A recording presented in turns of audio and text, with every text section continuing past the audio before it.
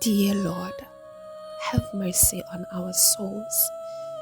We think ibusiso enkulu esinazo imizi yethu, imishado yethu, ama-relationships sikuwona. We think sibusisekile mengabe i-bank balance ivuma, mengabe i-health yethu i-right, imindeni yethu i-right. Enye iminyango esingene kuyo akusiyo le evulwe nguwena. Abantu abaningi basazoba ama-victim, bashone kungakafiki isikhathi sabo, benzakalelwa amashwa ongakwazi noku-understand ukuthi kungani abehlakalele. Because abazi ukuthi sibusiso esikhulu kunazo zonke ukwazana nawe to the point yokuthi umuntu azi purpose yakhe omlethele yona, okuzomsiza ukuthi ahlezi asendaweni e-right ngesikhathi esi-right.